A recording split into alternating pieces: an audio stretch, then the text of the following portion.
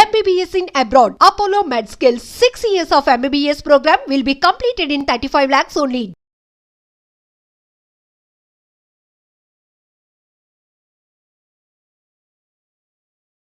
మీకు ఒకటి తెలుసో లేదో, ఒక సెన్సేషనల్ ఇండియా రేంజ్లో ఒక సెన్సేషనల్ డైరెక్టర్ అండి, మన తెలుగు అతను. ఆయన మొదటిసారి మేకప్ రూమ్లో చూసిన ఆర్టిస్ట్ మీరంట. ఎవరండి అది? నిన్ననే మాట్లాడారండి నాతో. ఎవరండి ఆయన? రామ్ గోపాల్ వర్మ గారు. ఆయన నేనంటే చాలా ఇష్టం అండి. ఆయన పిక్చర్ యాక్ట్ చేసింది, గోవిందా గోవిందా పిక్చర్ యాక్ట్ చేశాను. మీరు కలెక్టర్ గారు అబ్బాయి సినిమా చేస్తున్నప్పుడు ఫస్ట్ టైం మేకప్ రూమ్లోకి వచ్చారంట. నేను చూసిన మొదటి ఆర్టిస్ట్ ఆయనే. ఒకసారి గుర్తు చేయండి ఆయనకి. అయ్యో, ఆయన నాకు చాలా ఇష్టం అండి. ఆయన అసిస్టెంట్ డైరెక్టర్ అప్పుడు. అవునవును, సెట్కి వచ్చేవారు ఆయన. నేను విక్రమ్ షూటింగ్ చేసేటప్పుడు సెట్కి వచ్చేవాడు. సెట్లో చూసేవాడు. తర్వాత అదేంటి ఇంకో పిక్చర్ చెప్పాము, కలెక్టర్ గారు అబ్బాయి. కలెక్టర్ గారు అబ్బాయి షూటింగ్ చేసేటప్పుడు సెట్లో వచ్చి చూస్తుండేవాడు.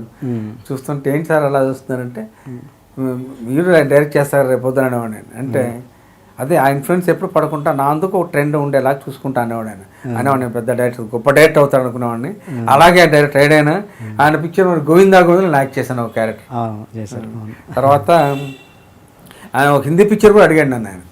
కాకపోతే అప్పుడు నేను ఆ మధ్యలో ఫ్లైట్ ఎక్కేవాడిని కాదు, ఫ్లైట్ యాక్సిడెంట్లో ఉన్నాను నేను. కాబట్టి మళ్ళీ ఫ్లైట్ యాక్సిడెంట్ అంటే చెప్పి ఫ్లైట్ జర్నీ ఉంటుంది కదా అని చెప్పేసి నేను బాంబే షూటింగ్ వద్దంటే ఆ సినిమా చేయలేదు. లేదంటే హిందీలో కూడా చేసి ఉండేవాడిని. నా నెక్స్ట్ ప్రశ్న అదే యాక్చువల్గా, మీకు ఫ్లైట్స్ అంటే ఎందుకు భయం అని, అదే ఇదేనా కారణం? అంటే అది ఫ్లైట్ యాక్సిడెంట్ జరిగిందండి. అది జరిగినప్పుడు నేను ఉన్నాను, ఫ్లైట్ యాక్సిడెంట్ ఉన్నాను. తర్వాత అసలు ఏమాత్రం భయపడకుండా ఫ్లైట్లో ఉంటే లాస్ట్ స్లోగా సూట్ కేసు పక్కన దిగి కూడా ఒక పక్కన బాలకృష్ణ, చిరంజీవి గారు అందరు ఉన్నారు, మా జడ్జి అంతా ఉన్నారు. ఆయన నేను ఒక్కడే కూరుగా వచ్చి ఎంత బురద అనమాట, ఆ బురద కాళ్ళు ఇచ్చుకుంటూ వచ్చి ఇంటికి కూడా వచ్చాను. ఇంటికి వస్తే అప్పుడు ఏదో పిక్చర్ షూటింగ్ అని చెప్పి వచ్చారు ఎవరు, కొత్తగా పిక్చర్ బుక్ చేయడానికి వచ్చారు. అంత బురద ఉంది, ఉండండి కాస్త డ్రెస్ మార్చుకు వస్తా అని చెప్పి డ్రెస్ మార్చుకు వచ్చి కూర్చున్నా కూడా. అంతవరకు నేను టెన్షను. చలపతిరావు, తర్వాత రమా మూవీస్ నాగేశ్వరరావు గారు వీళ్ళందరూ వచ్చి బొకేస్ తీసుకొని వచ్చేసరికి భయపడ్డాను. ఓ ఇంత భయంకర యాక్సిడెంట్ జరిగింది, ఈ యాక్సిడెంట్లో తను భయపడ్డా. అప్పుడు స్టార్ట్ అయింది నా భయం. ముందు లేని భయం, యాక్సిడెంట్ చేసినప్పుడు లేని భయం అప్పుడు అనిపించింది అనమాట. ఆ తర్వాత కొంతకాలం ఫీలింగ్ ఉండటం వల్ల అవాయిడ్ చేశాను కొంతకాలం ఫ్లైట్. ఆ తర్వాత మన ఎంఎస్ రెడ్డి గారు ఫ్లైట్లో కనపడి, సుధాకర్ నువ్వు ఆ మధ్యలో ఎందుకు ఫ్లైట్ ఎక్కలేదంటే ఇట్ట జరిగిందండి అంటే చెప్పాడు అనమాట. ఆయన ఫిలాసఫీ మొత్తం చెప్పి ఏ మాత్రం భయపడకూడదురా అని చెప్పి అప్పటి నుంచి మళ్ళీ ఫ్లైట్ ఎక్కడ స్టార్ట్ చేశాను. ఫ్లైట్లో జోకులు వేయడం అన్ని మామూలు. ఏంటి సార్ మీకు ఎంఎస్ రెడ్డి గారు చెప్పిన ఫిలాసఫీ? ఎంఎస్ రెడ్డి గారు అంటే నాకు చాలా ఇష్టం అండి. ఆయన కళ్యాణవాణి సినిమా తీశారు, తర్వాత అశ్వత్థామగా యాక్ట్ చేశాను. ఏంటది ఏకలవ్య. ఈ 2 పిక్చర్లు యాక్ట్ చేశాను. నేనంటే చాలా ఇష్టం ఆయనకి, ఎంఎస్ రెడ్డి గారికి. ఈ మధ్య ఫ్లైట్లో ఎక్కట్లేదు విన్నాను, ఎందుకురా అని. ఇది కొంచెం భయం వేసింది బాబాయ్ అంటాను. బాబాయ్ నాకు మళ్ళీ ఏదైనా యాక్సిడెంట్ అవుద్దామంటే, ఒరే యాక్సిడెంట్ ఏమైనా చచ్చిపోతారనుకుంటే ఎప్పుడైనా చచ్చిపోతా, ఏమైనా జరుగుతురా, దాని గురించి నువ్వు 100 ఏళ్ళు బతుకుతాను ఆయన, ఏ ప్రాబ్లం లేదు, నువ్వు చక్కగా యాక్ట్ చేయరా బాబు, నీ కామెడీ అంటే నాకు ఇష్టం అన్నాడు ఆయన. అప్పటి నుంచి మళ్ళీ కంట్రోల్ చేయడం స్టార్ట్ అయింది. ఇంకా ఫ్లైట్ ఎక్కినప్పుడు ఏ మాత్రం బెరుకు ఉండేది కదా ఇక నాకు. ఓకే, అంతే ఇది అనమాట. అంటే మీరు ఆ టైంలో సపోజ్ ఏదైనా ఫారెన్ షూటింగ్స్ అంతా కూడా అవాయిడ్ చేసేవాళ్ళ ఇట్లా? మనం అవాయిడ్ చేసేవాడు కదా, మరి ఫారెన్ షూటింగ్ వస్తే డెఫినెట్ అవాయిడ్ చేసేవాడు. ఆ తర్వాత మరి భద్రాచలం యాక్ట్ చేశాను. అది ఇన్సిడెంట్ అయిపోయిన తర్వాత ఫ్లైట్ చాలా పిక్చర్ ఫ్లైట్ ఎక్కాను.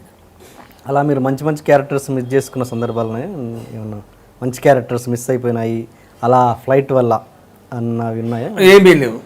ఆ తర్వాత చాలా తక్కువ కాలంలో మరి రికవర్ అయ్యాను కాబట్టి దాని గురించి ఆలోచించలేదు కాబట్టి తర్వాత కంటిన్యూస్ చాలా పిక్చర్లు చేశాను. Okay okay. బొంబాయి పీడు కానివ్వండి, ఇంకోటి చాలా పిక్చర్లు చేశాను ఒకసారి. ఇంకోటి సార్, మీరు తమిళ్లో చేస్తున్న మొదటి సినిమాకు రెండో సినిమా నాకు అంత గుర్తు తెలియదు, కానీ రాధిక గారితో చేస్తున్నప్పుడు, భారతీరాజు గారి సినిమా చేస్తున్నప్పుడు ఒక షాట్లో మీరు రాధిక గారు రన్నింగ్ చేసుకుంటూ వస్తారు, మీరు ఆవిడని ఎత్తుకోవాలంటే మీ గోళ్ళు గుచ్చుకున్నాయి, రాధిక మిమ్మల్ని కొట్టింది. అవును, నిజమేనా? నిజమే. అది ఎలా జరిగిందంటే, ఫస్ట్ పిక్చర్ కళ్యాణ్, అది కిడకే పోవడానికి ఫస్ట్ పిక్చర్ అండి. 2 రోజులు కాడే కూర్చోబెట్టాను మేటిపాలెంలో. 2 రోజులు ఏంటో ఇప్పుడు నాకు ఎప్పుడు షూటింగ్ అనుకుంటుండేవాడు. 3వ తర్వాత షూటింగ్ స్టార్ట్ అయింది నాది. ఫస్ట్ షాట్ ఏంటంటే రాధికను అలా ఎత్తుకొని గాల్లో తిప్పేసి అలా పైకి ఎత్తానమాట. ఏం పైకి ఎత్తాను నేను అసలు ఎంఆర్ రాధా కూతురు అన్నారు. ఆ టెన్షన్ అందరు గొడవ చేసేవాడు డైరెక్టర్ గారు. వాళ్ళ నాన్న ఎంఆర్ రాధా చాలా ఇదిరా బాబు షూట్ చేశారంట ఎంజిఆర్ని అట్లా అనేవాడు. నాకు ఆ భయం వేసి ఏం చేస్తాను అనుకోండి, ఇలా అన్నాను చేతులు లంగాలోకి వెళ్ళిపోయాయి. ఫాట్ అని చెంప కొట్టింది అనమాట. కళ్ళు తిరిగిపోయి ఏంటిరా బాబు అనుకున్నాను. ఆ తర్వాత మళ్ళీ ఇంటిమేసి డెవలప్ అవడం కోసం మా ఇద్దరిని కలిసి సినిమాకి వెళ్ళమని చెప్పేవాడు, కలిసి డిన్నర్ చేయమని చెప్పేవాడు. అట్లా మళ్ళీ ఇంటిమేసి డెవలప్ అయిన తర్వాత ఆ పిక్చర్ కంప్లీట్ చేశారన్నమాట. అది 1 year ఆడేసింది అనుకుంటా. ఆ తర్వాత మళ్ళీ రాధిక మంచి ఫ్రెండ్ అయింది, ప్రాబ్లమే లేదు. తర్వాత 13 సినిమాలు చేసినట్టున్నారు కాబట్టి రాధిక చేసాను 13 pictures ఈజీగా ఉంటాయి. ఏంటి అప్పుడు మీ రియాక్షన్ ఏంటి? అప్పుడు ఇమ్మీడియట్ రియాక్షన్ ఏంటి మీది? ఇమ్మీడియట్ చంపేది కొట్టిందండి ఫాట్ అని. చంపేది నా కళ్ళు తిరిగిపోయింది, ఏంట్రా బాబు ఇలా అయిపోయింది అనుకున్నాను. షాక్ అయ్యాను, ఇది ఎక్కడ గొడవరా బాబు. సారీ చెప్పారా తర్వాత మళ్ళీ? సారీ చెప్పాను, తర్వాత ఫ్రెండ్ అయిపోయింది. ఓకే, మీరు ఒక పెద్ద అప్పట్లో ఒక మంచి ఇమేజ్, పేరు అవసరం లేదు కానీ ఇమేజ్ ఉన్న హీరో మేనేజర్ని కొంచెం ఏడిపించారు చూడు. ఒక ఏదో మిమ్మల్ని అవమానపరిచారనో ఏదో సంథింగ్ జరిగి స్టూడియో చుట్టూ తిప్పుకున్నారు, కొడక అని. అంత కాంట్రవర్సీ జరిగేది కానీ నేను తిట్టేవాను కదా, కొట్టేవాను కదా, ఫ్రెండ్లీగా ఉండేది. హీరో మేనేజర్ తోటి మీకు ఎవరితో కూడా ఎవరితో కాంట్రవర్సీ లేదు. నా కాంట్రవర్సీ ఉండే కాదండి అసలు. నా చిన్న ఏజ్ తమిళ్లో ఉన్నప్పుడు అందరితో సరదా సంతోషంగా ఉండే తప్పితే కాంట్రవర్సీ ఉండేది కాదు. తెలుగు వచ్చిన తర్వాత ఏమో కాంట్రవర్సీ ఏమీ లేదు. మోహన్ బాబుతో వస్తాను మాత్రం, మోహన్ బాబు గారితో ఈ డ్రెస్ వేసుకో అన్నా ఉంటాయి కదా సుధాకర్, వేసుకోండి సార్, ఎవరు వేసేస్తే మన డ్రెస్ నేను ఎందుకు వేస్తాను సార్, మీ అయితే వేసుకుంటారా అన్నాను. అంతేలే సుధాకర్ అని. ఆ తర్వాత మళ్ళీ ఆయన నేనంటే ఇష్టం అని చాలా పిక్చర్లు యాక్ట్ చేశాను. మా ఇంటి కథ, అల్లుడు గారు, యమజాతకుడు, చాలా పిక్చర్లు యాక్ట్ చేశాను. నేనంటే ఇష్టం కూడా ఆయన గురించి చెప్పండి. అసలు ఆయన మనిషి ఏమో కరుకుగా కనబడతారు కదా బయట వాళ్ళకి, లోపల ఎలాంటి మనిషి? లోపల వెన్న మనసు అండి ఆయన, వెన్న లాంటి మనసు ఆయన. చాలా పిక్చర్లు యాక్ట్ చేశాను ఆయన సొంత సినిమాలు, పోస్ట్ మ్యాన్ కానీ ఇంకోటి కానీ. ఓకే, ఇంత గ్యాప్ రావడానికి మీకు కారణం అంటే కోమాలోకి వెళ్ళిపోవాల్సిన పరిస్థితి ఎందుకు వచ్చింది? అది బ్రెయిన్ స్ట్రోక్ అని ఒక ఇది వచ్చిందండి నాకు. ఓకే, అంటే ఓవర్ యాంగ్జైటీ మీద దేనివల్ల వచ్చింది, అది నాకు రీజన్ ఏంటని తెలియదు. మెడికల్ సైన్స్ ప్రకారం బ్రెయిన్ స్ట్రోక్ అంటారు అనమాట అది. ఓకే, అలాగా కోమాలోకి వెళ్ళిపోవడం జరిగింది. అంటే చాలామందికి మీరు ఈ ఇంటర్వ్యూ ద్వారా క్లారిటీ ఇవ్వండి. చాలామంది బయట రూమర్స్ ఏమనుకుంటారంటే సుధాకర్ గారు విపరీతంగా తాగేవారు, దానివల్లనే ఇలా అయింది. కాదు, కొంతమంది ఏమో అసలు ఆయనకు అలా వచ్చింది టాక్ కానీ ఆయన తాగేది ఇంత అని కొంతమంది అంటారు. ఏది నేను ఎప్పుడైనా తీసుకుంటే ఎంత కొంచెం లిమిటెడ్గా తీసుకుని తప్పితే తాగుబోతులా ఈ లెవెల్కి ఎప్పుడు తాగలేదు. బ్రెయిన్ స్ట్రోక్ కూడా దానివల్ల వచ్చింది కూడా కాదు, ఆ లిమిటెడ్గా ఉండేవాడిని. బ్రెయిన్ స్ట్రోక్ దానికి సంబంధమే లేదు. అది ఎందుకు వచ్చింది, బ్రెయిన్ స్ట్రోక్ వచ్చింది కానీ దానివల్ల కోమాలోకి వెళ్ళిపోవడం జరిగింది కానీ డ్రింక్స్ వల్ల కాదు. ఓకే, అప్పుడు ఆ టైంలో మీకు మా అసోసియేషన్ నుంచి ఎటువంటి స్పందన వచ్చింది సార్? మా అసోసియేషన్ నుంచి మీకు ఎటువంటి స్పందన వచ్చింది ఈ గ్యాప్లో? నా బర్త్డే అంతా గ్రీటింగ్స్ పంపుతూ ఉంటారు మా అసోసియేషన్ నుంచి, ఓకేస్ పంపుతూ ఉంటారు. మురళీమోహన్ గారు చాలాసార్లు ఆయన ప్రెసిడెంట్గా ఉన్నప్పుడు రెగ్యులర్ ఫోన్ కూడా చేసేవాడు. మరి రాజప్రసాద్ వచ్చిన తర్వాత మరి ఆ సిస్టమే లేదనుకుంటా. ఆయన బాగా చూసేవాడు ఆయన మురళీమోహన్ గారు. నేను అన్నయ్య అంటాను ఆయన్ని, ఎప్పుడు కనుక అన్నయ్య అన్న అంటాను మాట్లాడు. రాజప్రసాద్ గారితో కూడా చేశారా? మీరు చేశారు? ఎందుకు చేయాలి, 3 సినిమాలు చేశారు రాజప్రసాద్, చాలా సినిమాలు చేశాను. ఇప్పటికీ అంటే మీ ఆరోగ్య సమస్యల తర్వాత ఇప్పటికీ మిమ్మల్ని టచ్లో ఉండే ఆర్టిస్టులు ఎవరండి ఈ రోజుకి కూడా? ఎవరున్నారు? నేను షూటింగ్ అయింది టక్కన ఇంటికి వచ్చేసాను తప్పితే ఇంకా సినిమా వాళ్ళతో ఆ సంబంధం ఉండేది కాదండి నాకు. నేను ఎక్కువ టచ్లో ఉండేవాడిని కాదు.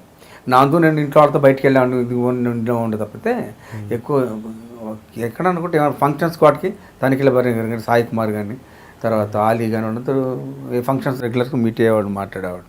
వాళ్ళ షోస్ అన్నీ కూడా వెళ్ళేవాడు నేను రెగ్యులర్గా.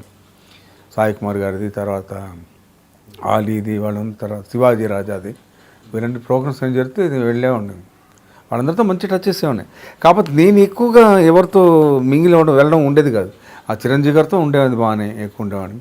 జావద్ బాబుకి షూటింగ్ అయిందంటే మన ఇంటికి వచ్చేవాడిదండి. సినిమాతో ఇండస్ట్రీతో సంబంధం ఉండేది కాదు నాకు. ఏదో నా మేకప్ అయిన నా కుర్రాడు ఇట్లుండేదని తప్పితే వెంకటేష్ గారు అనేవారు, ఏ సుధాకర్ షూటింగ్ అంటే అసలు కనపడేను అని, అంతే సార్ ఇంటికి వెళ్ళిపోతాను సార్ అనేవాడు. అట్లుండని తప్పితే సినిమా ఫీల్డ్ వాళ్ళందరితో ఎక్కువ టచ్లో ఉండేవాడిని కాదు. అంటే ఇప్పుడు మీ పరిస్థితి తెలుసు కదా చాలా మందికి, ఇప్పటికీ పరామర్శించే వాళ్ళు ఫోన్లో కానీ కనీసం? ఫోన్లో అందరూ జేడీ చక్రవర్తి ఎక్కువ ఫోన్ చేస్తుంటాడు రెగ్యులర్గా. జేడీ చక్రవర్తి ఎక్కువ చేస్తాడు, మంచి ఫ్రెండ్ కూడా జేడీ చక్రవర్తి. ఓకే, ఊరే అనుకుంటూ ఉంటాం. ఓకే, ఎందుకు ఆయనతో అంత అటాచ్మెంట్ వచ్చింది మీకు? అంటే రామ్ గోపాలరావు గారు చెప్పేవారు మరి ఎలాగో అని. నేనంటే మొదటి నుంచి ఇష్టం, కలిసి సినిమాలు కూడా చేశాను. ఆనందం ఇది సీను వైట్ల గారిది ఉంటుంది. తర్వాత 1/2 ఇవన్నీ చేసి అవును, మన ఫంక్షన్ కూడా వెళ్ళారుగా 20 years సెలబ్రేషన్ వెళ్ళా కదా, వెళ్ళాను.